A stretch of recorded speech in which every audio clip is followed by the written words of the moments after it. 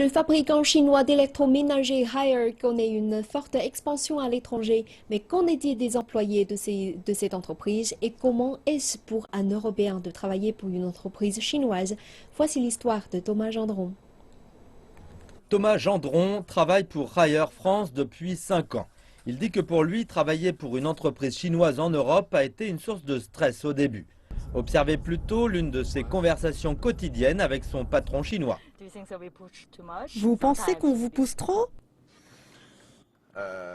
Oui, je pense que des fois vous poussez trop. On dit je peux faire 2000 de ce produit et vous dites non, non, on va faire 5000. Pour nous, c'est un objectif que nous pouvons atteindre. Pour la Chine, c'est le but qu'il faut atteindre. Haier est le premier fabricant de produits électroménagers en Chine, mais doit encore faire ses preuves sur le marché européen. Entrer en compétition avec des entreprises aussi connues que Siemens ou Philips n'est pas chose facile. Cette pression à la performance a été transmise aux employés français.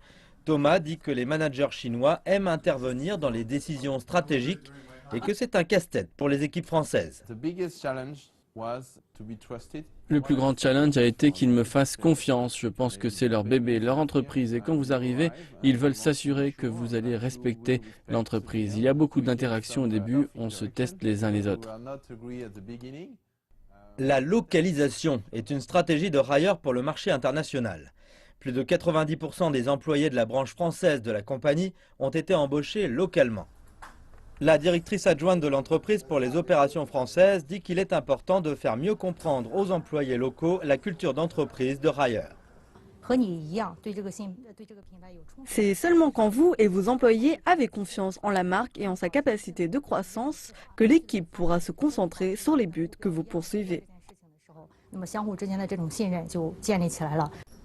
Jiang a décidé d'inviter certains de ses employés français dans les locaux du siège de Qingdao en Chine pour construire un lien avec eux.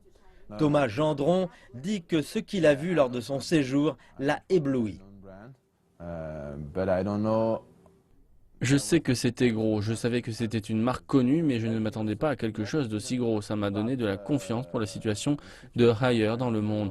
Nous avons parlé avec mon patron et avec le patron de mon patron pour savoir comment développer la marque en France. À la fin du voyage, et je ne l'oublierai jamais, mon patron m'a dit « Je n'étais pas sûr que votre venue était nécessaire, je ne croyais pas en vous et maintenant je vois que j'ai eu tort. Et c'est une bonne chose que vous soyez venu car nous allons pouvoir travailler ensemble plus étroitement maintenant et nous pouvons former une bonne équipe. »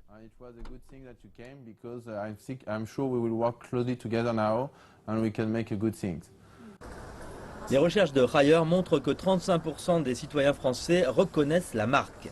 Thomas Gendron dit qu'elle a beaucoup progressé en Europe.